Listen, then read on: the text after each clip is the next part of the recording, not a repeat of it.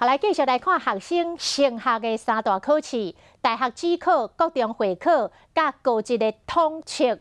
受到这个新冠病毒的影响，拢规划2种的考试单，要互因为居家检疫等等的因素，无法度考试的考生，拢会当来补考，而且是采用到外加名额分发录取。因为居家检疫、居家管理或有特别社区这个检验的这一些因为没有办法在当时参加的这些考生啊，会给予这样的一个补考的这个机会。那目前各项事务中心也都做好这个所谓 A 卷跟 B 卷的这种的准备。